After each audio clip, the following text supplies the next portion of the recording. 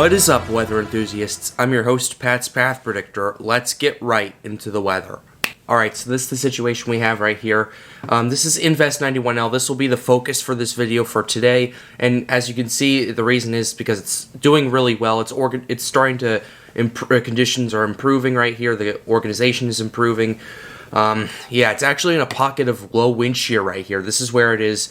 And this is where this very high wind shear is. It's in right between the middle of the area right there. So that's an interesting setup right there, especially. But we'll have to pay attention to it as time continues to go on. It'll have to move through this this insane area of wind shear right here before it can develop further. But with that being said, let's go ahead and take a look at what the NHC is saying about it. A broad and longitude area of low pressure located several hundred miles east of the Lesser Antilles is producing an area of disorganized showers and thunderstorms. Although environmental conditions are marginally conducive, some gradual development of the system is expected over the next several days, and a tropical depression is likely to form later this week.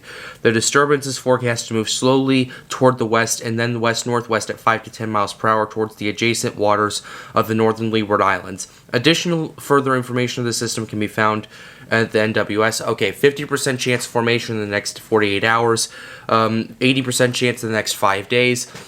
This one right here is likely to become a tropical depression, and this one here it's possible for this one to become a hurricane as well. This area right here, it's going to be moving into some bad conditions, some cooler water, some strong wind shear. It could form into a tropical depression in a little bit, but after that it's not going to really do anything like that. It'll be like Invest 92L, which was just in the subtropical Atlantic right here. So that's the latest we have right there when it comes to that. Let's go ahead and take a look at the current storm information. Its location is 14.5 degrees north, 48.3 degrees west. The maximum sustained winds right now are 25 knots, or around 30 miles per hour. The minimum central pressure is 1,007 millibars right here, and as you can see, the convection is improving by the hour, so it's something we'll have to keep a close eye on. Now let's go ahead and take a look at the tracks and then the intensity. The track models have this thing moving to the west-northwest, and then some models have it turning a little bit east, a little bit more east, but some models continue the track or it starts turning a little bit later, right there. But either way, it's a general west-northwestward track until it begins that turn either east or west of Bermuda. The models are just too far apart to really detect on what's going on. But yeah, is it possible for parts of the northern Leeward Islands to get impacts? It might be if the storm can develop quickly enough. But at this point, I don't think there's going to see that many impacts. They might see like the outflow boundary, but that's about it. But now let's go ahead and take the intensity. It's 50-50 when actually the majority of the models, a slight majority, have it strengthening into a hurricane at some point.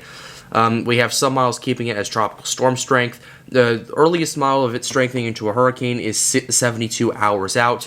The rest of them happen in the next 5 days. So it's something we need to especially keep an eye on. We did see some models earlier of it strengthening to major hurricane strength, including a run of the GFS that had it down to 950 millibars, which would make it a high-end Cat 3 or a low-end Cat 4 hurricane right there. But that's something we're going to have to continue to keep an eye on. Another thing we'll have to keep an eye on is the global sea temperatures, warm as they can be. 28 degrees Celsius or about 83 degrees Fahrenheit or more from where it's at all the way to Bermuda and then some right there.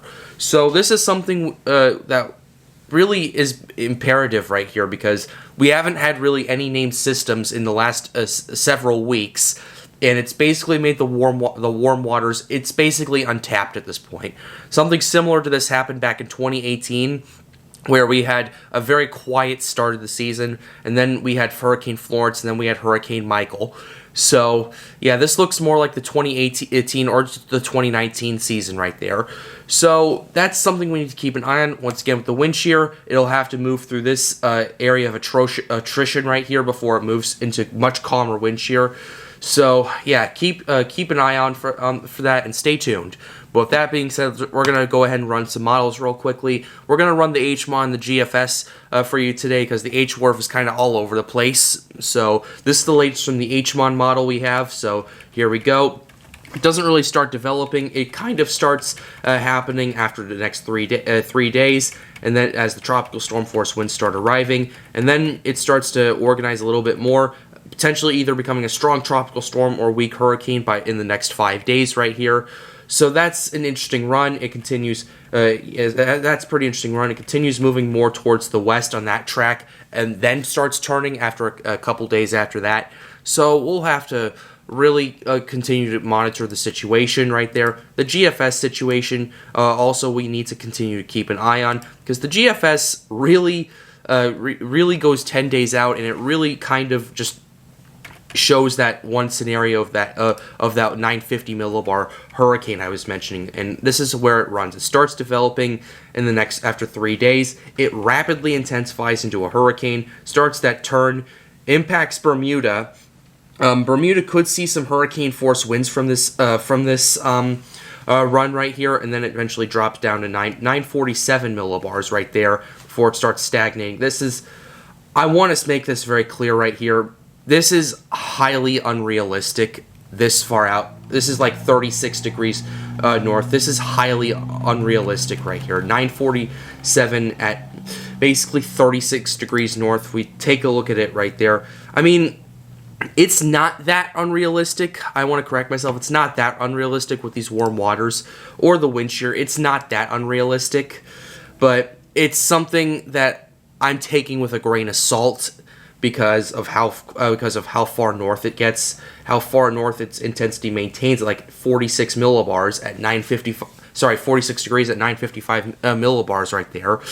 So, yeah, that's something we'll have to keep an eye on, but yeah, once again, take it with a grain of salt. But with that being said, have a wonderful day. I hope you enjoyed it. Be sure to leave a like and subscribe to the channel if you are new. It helps me out and helps to make more videos like these. The goal of this channel is to get more people engaged with weather.